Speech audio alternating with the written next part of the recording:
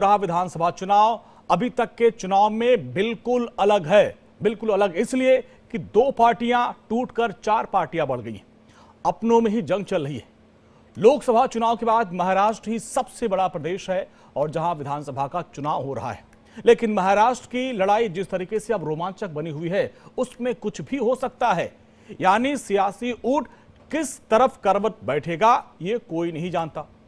लेकिन क्या महाराष्ट्र के चुनाव में महाखेला होने वाला है? सबकी नजर अब जो पार्टियां हैं, चाहे एमवीओ हो या फिर महायुति, उन पर है। महायुति की बात करें तो अब सबकी नजर अजीत पवार पर है। क्या अजीत दादा फिर कोई खेला कर सकते हैं? क्या वो पलटी मार सकते हैं? ऐसा इसलिए मैं बोल रहा हूं कि पिछले कुछ दिनों से जो बयान सामने आ रहे हैं, जो तस्वीरें सामने आ रही हैं, वो ये बयां करती हैं। चाहे बीजेपी के विरोध के बावजूद नवाब मलिक को टिकट देना हो या फिर बटेंगे तो कटेंगे के बयान पर बेबाकी से अपनी राय रखनी हो, और अजीत पवार की राह जो है वो महायुति से बिल्कुल अलग नजर आ रही है।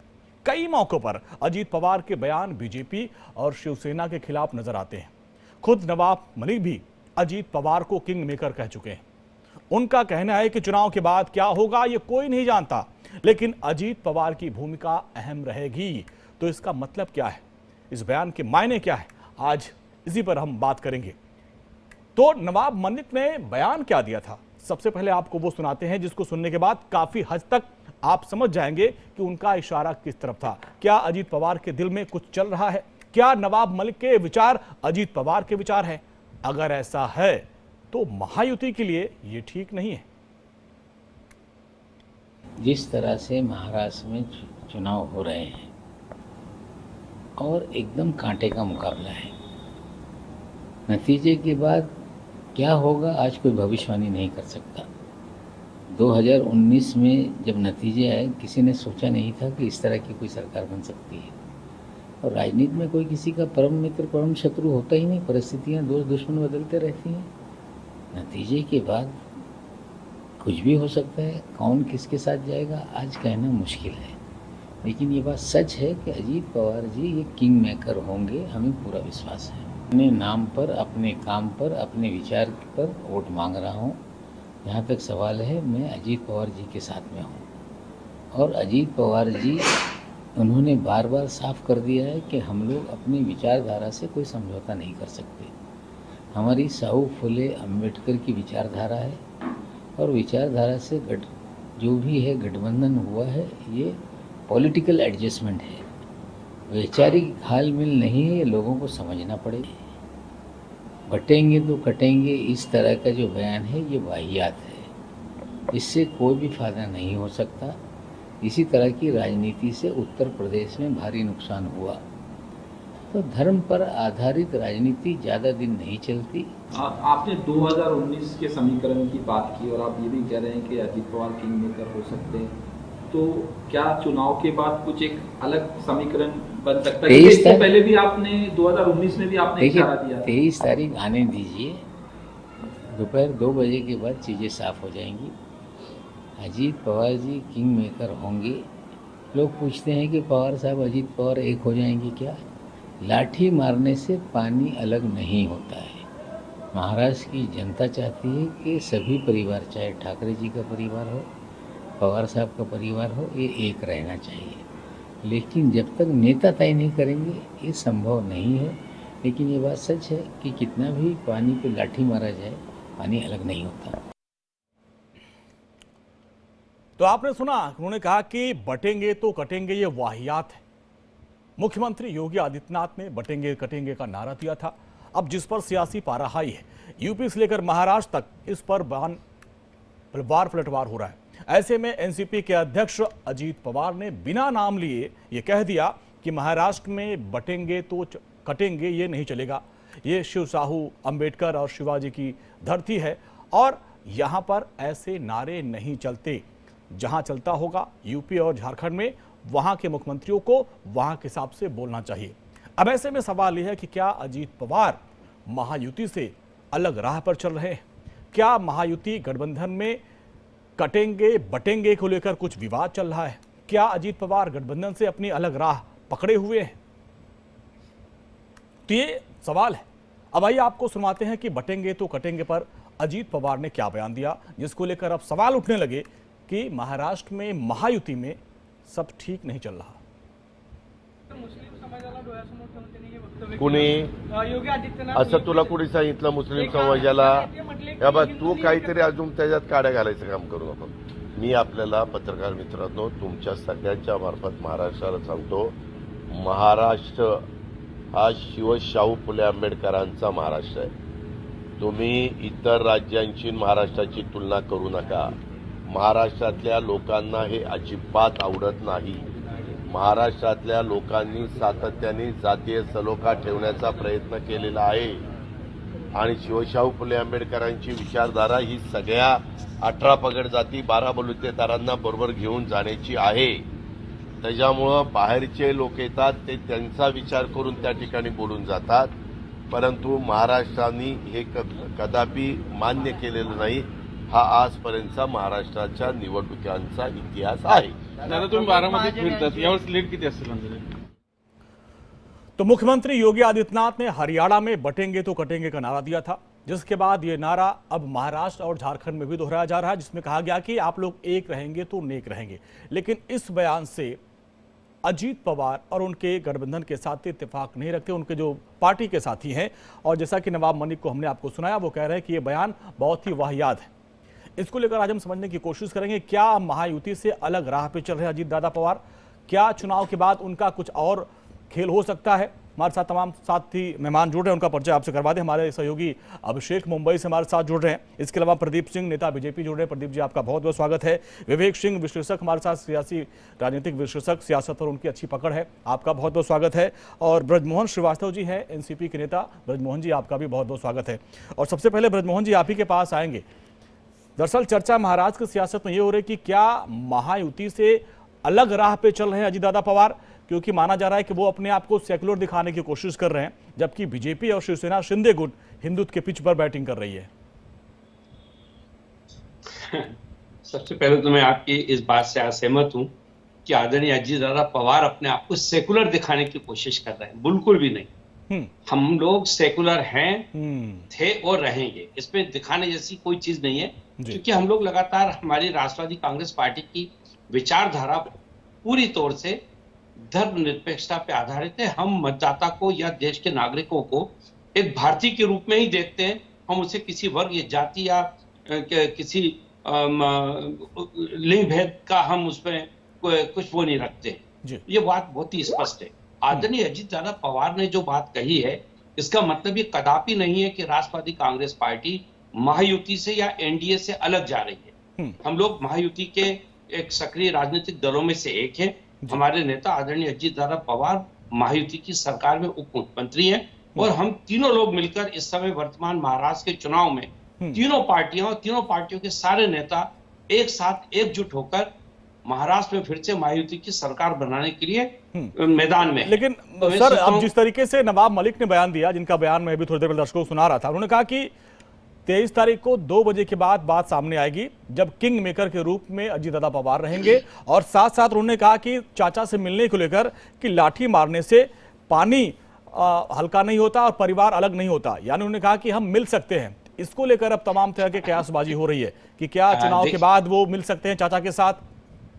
देखिए कि मेरी पार्टी के 60 के लगभग प्रत्याशी महाराष्ट्र के चुनाव में है, और अगर कोई प्रत्याशी कोई बात कहता है तो वो उसके अपने व्यक्तिगत विचार है। ये मैं पार्टी के प्रमुख राष्ट्रीय प्रवक्ता होने के नाते इस बात को स्पष्ट रूप से कह रहा हूं कि ऐसी कोई भी स्थिति नहीं है।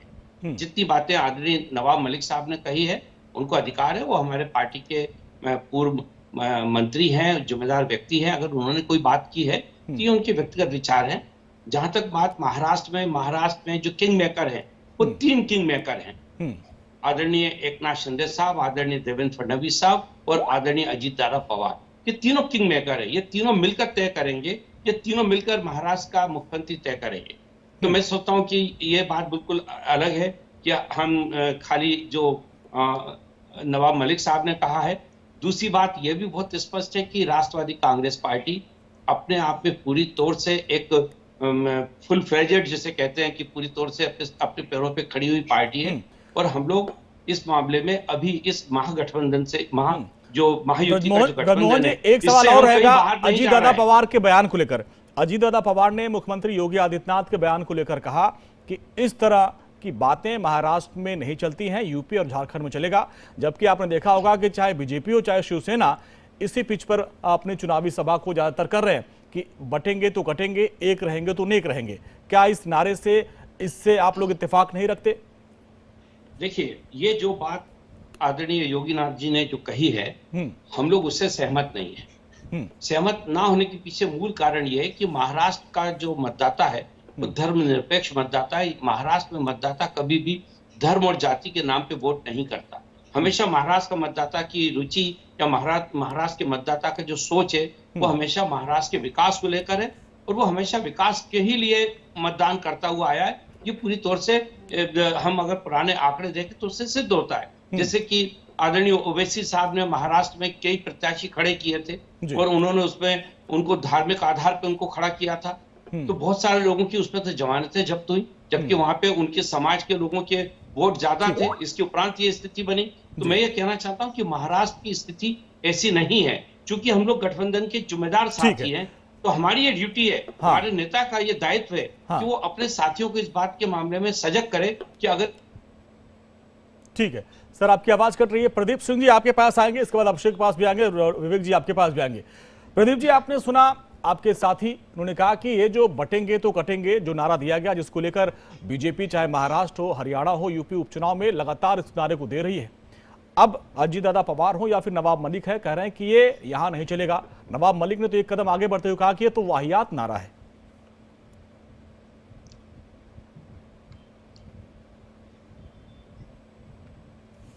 प्रदीप जी। अंजनी जी, मेरी आवाज आ रही है आपको? जी अब आई, बोले। देखिए, अगर आप इस पर्टिकुलर न्यूज को उठा करके देखें जिस प्रकार से जो डेवलपमेंट हुए हैं, अभी ब्रजमोहन जी ने भी कुछ बातें रखी जी, और महाराष्ट्र का जो विधानसभा का चुनाव है उसके इतिहास को देखें और अभी के रीसेंट डेवलपमेंट्स देखें, तो गठबंधन हमारी वहाँ महायुति के गठबंधन है और वहाँ पे एक अघाड़ी का भी गठबंधन है जी। अगर आप देखें, प्रोग्राम की शुरुआत में आपने बोला कि 2 पार्टियां बढ़ के 4 पार्टियां हो गई जी, ठीक है जी। मैं आपका ध्यान आकर्षित करना चाहूंगा, पिछले चुनाव में जब उद्धव जी लालसा में आगे बढ़ गए तो जनादेश क्या था? महाराष्ट्र की जनता ने जनादेश क्या दिया था? और वो जो अघाड़ी का गठबंधन है वो कब तक और कितने दिनों तक चला और क्या परिस्थितियां थी उस गठबंधन में और क्या क्या बातें सामने आ रही थी? मीडिया ने बहुत सारी बातें निकाली थी, आप जैसे मित्रों ने बहुत सारी बातें निकाली थी कि देखिए, एक तो कोरोना काल का समय आ गया था जो कि पूरे विश्व के लिए एक विपत्ति का काल था। उसके बाद कई घटनाएं ऐसी हुई महाराष्ट्र में जो कभी इसके पहले हुई और देखी नहीं गई थी। और ब्रजमोहन जी बता रहे थे कि देखिए, महाराष्ट्र की जनता, यानी यूं कहें कि अगर हम विधानसभा चुनाव को अगर हम ध्यान से देखें तो देखिए, हर राज्य की अपनी अपनी अपना एक पैटर्न है, अपना एक जनादेश देने का तरीका है, चाहे वो आम चुनाव हो और चाहे विधानसभा के चुनाव हो। तो खबर के लिए खबर बनाते रहना और चर्चा करना, इसमें कोई बुराई नहीं है, हम सभी स्वतंत्र हैं। लेकिन जो लोग गठबंधन करते हैं वो एक गठबंधन धर्म के साथ होते हैं और गठबंधन के बाद के भी रिजल्ट आते हैं और गठबंधन के पूर्व की भी बहुत सारी बातें होती रहती हैं। अगर आप देखें तो इंडिया अलायंस में पंजाब में एक दूसरे के धुर विरोधी और बाकी राज्यों में साथ हो गए थे। तो आप लोग भी तैयार हैं सर? प्रदीप जी, आप लोग भी तैयार हैं गठबंधन के बाद के लिए? क्योंकि यहाँ पे तो नवाब मलिक ने कह दिया कि 2 बजे के बाद 23 तारीख को आप देखिएगा किंग मेकर बनेंगे दादा। अरे अब तैयार होने से अब तो ये प्रोवोकेटिव सवाल हो सकता है अंजनी जी, लेकिन गठबंधन का एक धर्म होता है और हमारी पार्टी एक कार्डर बेस्ड पार्टी है, कोई परिवारवाद या व्यक्तिवादी वाली तो पार्टी है नहीं हमारी कि आपने एक क्षेत्र में एक व्यक्ति है उसी के साम्राज्य चले आ रहे हैं, उसी का साम्राज्य चला आ रहा है। तो भारतीय जनता पार्टी का गठबंधन निभाने का इतिहास आप हमारे अस्तित्व में आने से ही आप देख सकेंगे कि किसके साथ कैसे कैसे हमने अपने धर्म को निभाया है। तो ताली हमेशा दोनों हाथ से बजती है, ये बात सत्य है। लेकिन महाराष्ट्र की जनता के, पिछली बार महाराष्ट्र की जनता के साथ जिस प्रकार का धोखा हुआ था वो जनता जानती है। और क्या है कि वोटर जो है, भारतीय लोकतंत्र के जो वोटर हैं वो चुनाव पूर्व के गठबंधनों को देखते हैं, समझते हैं, लेकिन उसके बाद की स्थितियों को भी बड़ी क्लोजली वो वॉच करते हैं। हाँ। और आम चुनाव को आप देखेंगे तो आम चुनाव में जो रिजल्ट आए हैं वो भी आप देख लीजिए और फिर पूरी गणित को देख के कैलकुलेट करिए तो आपको पता लगेगा कि जनता क्या चाहती है। ठीक है, ठीक है, विवेक सिंह भी है सर। अंजनी जी कंप्लीट कर लेता हूं। आप देखिए अनप्रेसिडेंटेड रिजल्ट आते हैं हरियाणा, इससे बढ़िया कोई एग्जांपल नहीं हो सकता। ठीक है विवेक जी, अभी हमने महायुति की बात की और जिस तरीके से अजीत दादा पवार और उनकी पार्टी का रुख है वो आप देखिए, उन्होंने साफ साफ कह दिया कि भाई जो हमारे खाते में सीट आएगी उसमें हम 10% अल्पसंख्यकों को देंगे, जबकि उनके बाकी जो साथी हैं वो हिंदुत्व की राह पे चल रहे हैं, चाहे शरद पवार, हम चाहे फडणवीस की बात कर लें या फिर बीजेपी की बात कर लें। और इन सब के बीच नवाब मलिक, जिनको लेकर लगातार विरोध किया जा रहा था और नामांकन के दिन ही उनको टिकट दिया गया, तो क्या ये माना जाए कि अजीत दादा पवार अभी से ही अपनी एक राह अलग लेके चल रहे हैं क्या? देखिए अंजलि जी नमस्कार। देखिए एक बहुत पुरानी कहावत है कि विचारधारा देखिए अलग है अजीत पवार जी की, और विचारधारा रातों रात बदलती नहीं है। विचारधारा किसी की पार्टी हो, और इसीलिए तो बीजेपी से अलग है, उनकी अलग एक पार्टी होती है। तो विचारधारा जो है बनती है, लेकिन विचारधारा एक दिन में हम कहें कि कुछ सालों में बदल जाए, ऐसा नहीं होता है। लेकिन अभी जो बात हो रही थी कि प्रदेश की जनता, महाराष्ट्र की, बिल्कुल सही बात कहा ब्रिजभूषण मोहन जी ने। तो जो महाराष्ट्र की जनता है, जो 9 करोड़ से ज्यादा के जो वोटर हैं, वो विकास को चुनते हैं, इसमें कोई दो राय नहीं है। लेकिन हर प्रदेश की जनता विकास को ही चुनती है, कोई विनाश को तो नहीं चुनता है। हर प्रदेश की जनता समझदार है और सब विकास को चुनते हैं। रही बात यह बहुत स्पष्ट है कि देखिए बीजेपी और शिवसेना का फायदा तो एनसीपी को मिलेगा, लेकिन एनसीपी कितना फायदा दिला पाते हैं बीजेपी और शिवसेना को, उसको देखना होगा। तो महायुति में इसमें कोई दो राय नहीं है कि जो विचारधारा है अजीत पवार जी की या उनके एनसीपी के, वो बिल्कुल अलग है। और इसका हो सकता है कि खामियाजा जो है बीजेपी या महायुति को जो है भुगतना पड़े। देखिए लोकसभा चुनाव में साफ है कि एक जो है लोकसभा की सीट जो है एनसीपी जीत पाई है।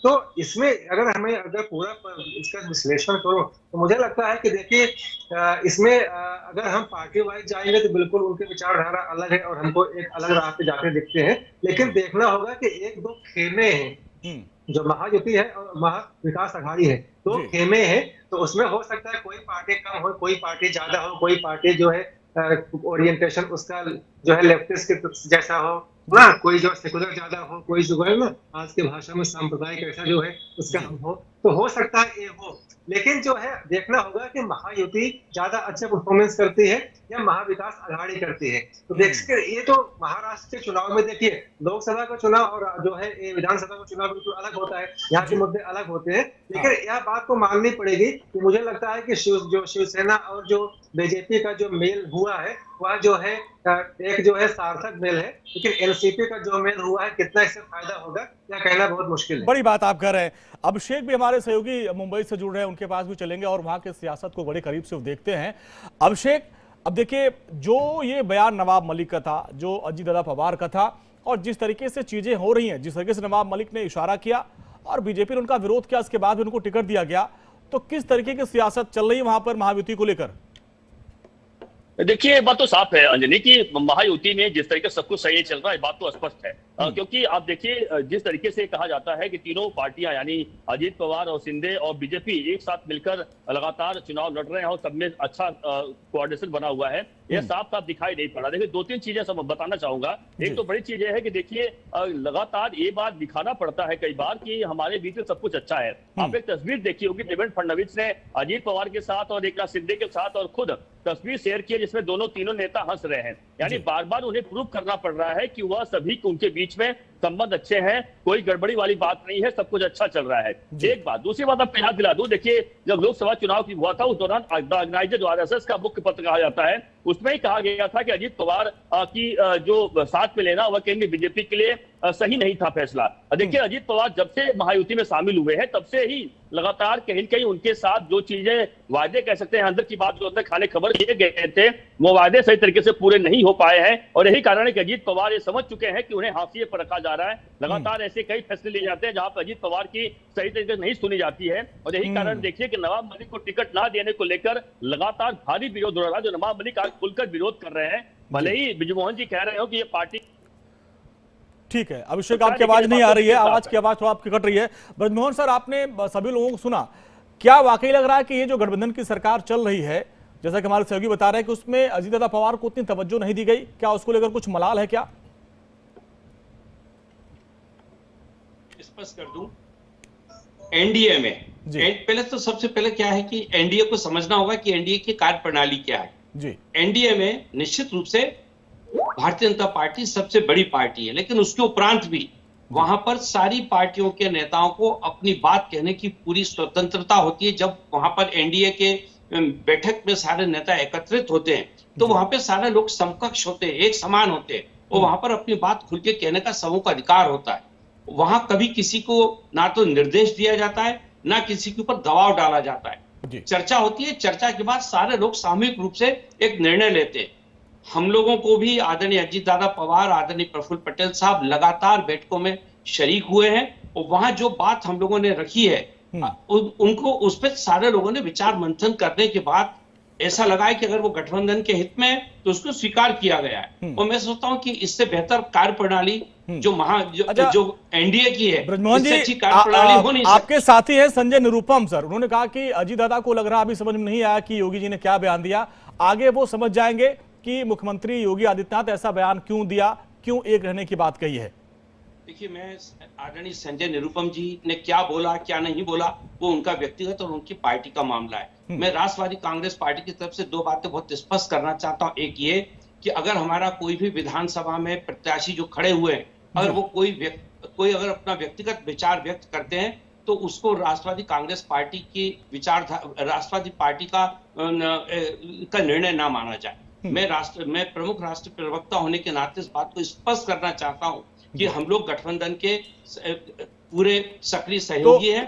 तो ब्रजमोहन सर, क्या आप नवाब मलिक जी को इस बात को लेकर कहेंगे कि भाई इस तरह के बयान मत दीजिए कि बटेंगे तो कटेंगे, वाहियात नारा है, और इस तरह के नारे जो है यूपी और झारखंड में लगते हैं? देखिए कि अभी इस मुद्दे पे उनसे बात करेंगे, निश्चित रूप से क्यों नहीं बात करेंगे, पर मैं कह रहा हूं कि उनके वक्तव्य को राष्ट्रवादी कांग्रेस पार्टी का आप वक्तव्य मत मानिए, वो उनके व्यक्तिगत विचार हैं, और हम लोगों की इस मामले। ठीक है सर, हम आखिरी पड़ाव में विवेक जी कुछ कहना चाह रहे थे आप, जल्दी से हमको वाइंड अप करना है। जी अंजलि जी, मैं ये कह रहा था कि ब्रजमोहन जी बहुत समझदार व्यक्ति हैं। देखिए, जो बयान नवाब मलिक का आया है, बटेंगे तो कटेंगे, और बटेंगे कटेंगे उनको समझना चाहिए, शायद उनको समझा नहीं। बटेंगे और कटेंगे का मतलब ये है कि हम हिंदू समाज में जाति के ऊपर दिया गया बयान है, और हम नहीं चाहते कि हमारा हिंदू समाज